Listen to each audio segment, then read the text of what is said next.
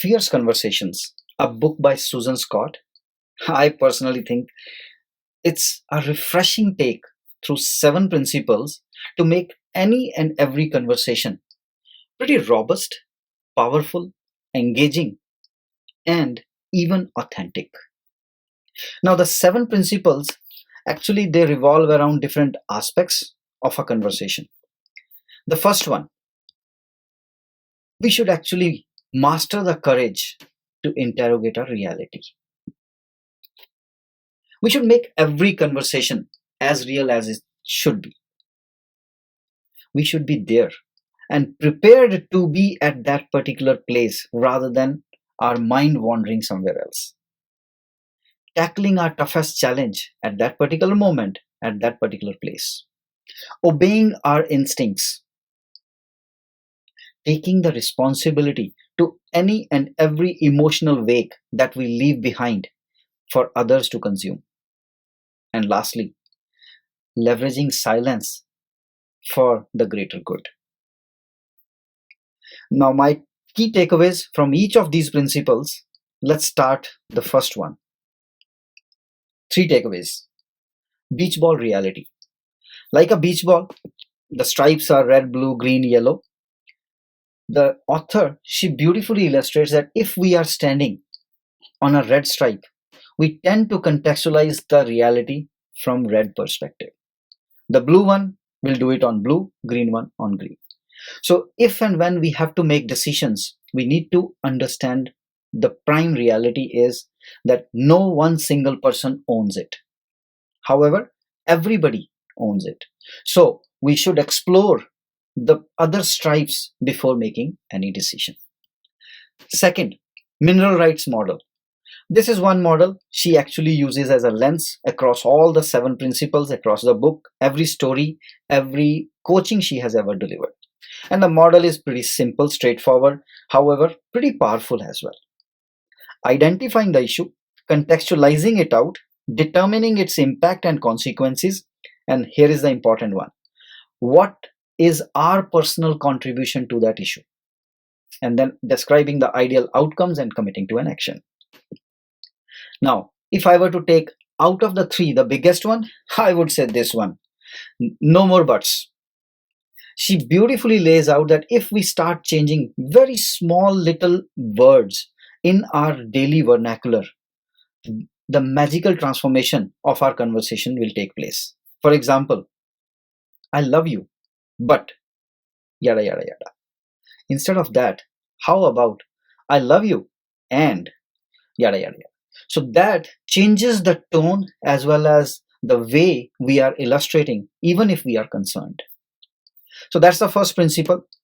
Next one, making every conversation real. Many people, they take things personally. And in fact, this author, she makes a claim that we should take things personally because that's the only way accountability can be paramount. Second, beautiful thing she illustrates is whenever we are having the urge to say, I don't know, we should actually ask ourselves what it would be if I did know, and see the change and see your mindset, how it will make the conversation completely different. Next, in order to be prepared and being there in a situation, the I'll say model she illustrates is she calls it as a decision tree. And the unique aspect is she actually take a figurative or an imaginative tree and she illustrates how the decisions should be made. Let's start from the root of a tree, wherein we actually, like the beach ball model, we should make a decision through a joint exploration. Trunk. Now that the decision is being made, we have to report the decision before the action comes into picture. Onto the branch decisions. Now that's where the decisions have happened, action needs to be taken. Action is taken, and then we should start reporting on the actions as well. And finally, on the leaves, everything is on, action is underway, but we don't need to report the action itself. What action did we take? So that's the decision tree. A pretty different take on the preparation part, but at least a unique way of putting things together. Tackling the toughest challenge.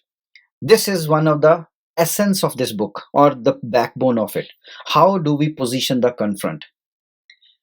The model she illustrates is actually having a very solid opening statement, having an interaction, and a resolution towards that. So instead of walking through this, let me take an example. First of all, before we take the example, what are the common errors people make in terms of opening statements? Usually we talk about is, so how's going?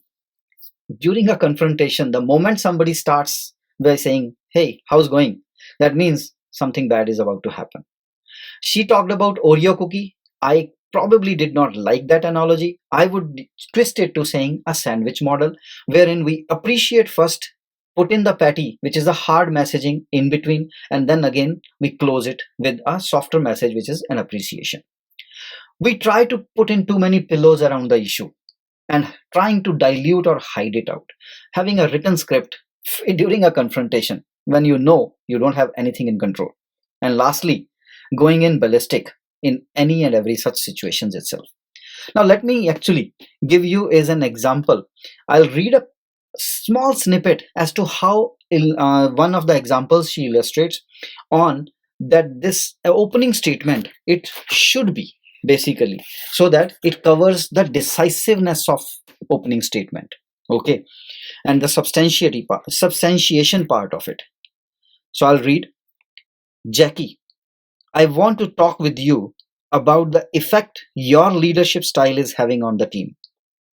I learned that when John asked you questions, you told him you didn't have time for private tuition lessons. As you see, this is the opening statement. Pretty powerful, substantiating, and the emotions are also laced into it. So that's how the confrontation model, I would say, if at all you need to read a chapter, this would be it. The fourth chapter is what I would mention. Then obeying our instincts. Well, we all have thoughts which we keep it to private, and that she is illustrating as a left hand column in terms of left, neutral, and public. So private thoughts she just talks about is a left hand column.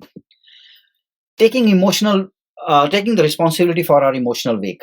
Here she talks about is delivering the messages without the load, just clear intent. And the point is that we all have our right to say no, disagree, etc.